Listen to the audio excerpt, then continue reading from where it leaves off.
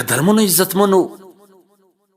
الله جل جلاله فرمای انما المؤمنون اخوه فاصلحوا بین اخویکم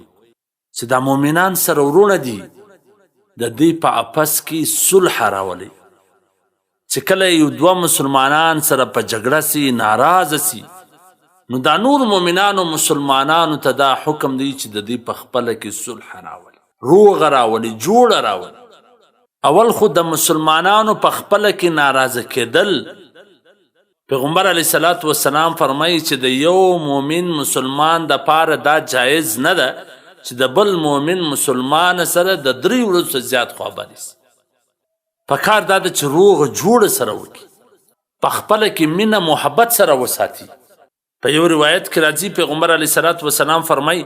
والذي نفسي بيده لا تدخلوا الجنة حتى تؤمنوا ولا تؤمنوا حتى تحابوا پیغمبر علیه الصلاة والسلام فرمایي چې قسم دې مې په غزاد چې د چا په لاس کې زما ساده تاسې جنت ته در هغه وخته نسئ داخلېدی در څو چې ایمان رانه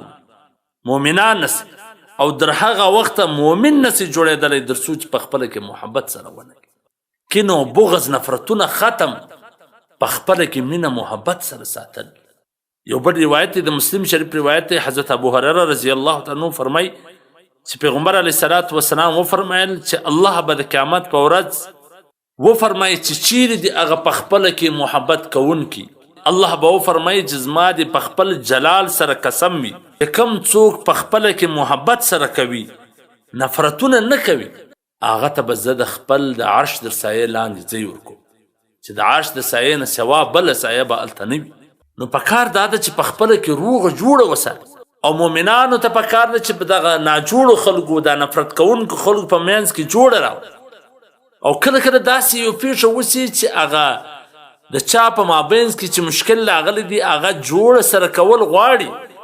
خو یو دریم قریب یو دویم قریب یو بل خپل ودې ته نه تیاریږي چې دا کسان جوړه سره وکړي نو هغه ته زه وایم چې د الله څخه وویرېږه په مسلمانانو کې جنگ راوستل جنجال راوستل نفرت راوستل دا د شیطان د غټو اهدافو څخه نو د شیطان په دې هدف کې کومک مه ورسره کوه مرسته مه ورسره کوه خوابدیا به د دې دوه په منځ کې خو د دوژخ حقداره به ته جوړ سي ځکه ستا د وجې څه رکاوټونه دي ستا د وجې څه دا جوړه نه کېږي ستا د وجې څه دا صلح نه کېږي نو هسې په مفته کې خپل آخرت ولې بربادوې جنگ به تا نه وي کړی جنجال به تا نه وي کړی بل به کړی وي لیکن مسلمانان د هغو په اپس کې صلح راوستل غواړي او ته یو دریم سړی هغه که ورور دی که بل قریب دی که بل قریب دی هغه په دې کې رکاوټ جوړوي هغه په دې کې لارې بندوي نو دا به په مفته کې ځان د دوژخ حقداره جوړوي نو په کار دا ده چې تاسې په خپله کې روغ جوړه او صلح راولئ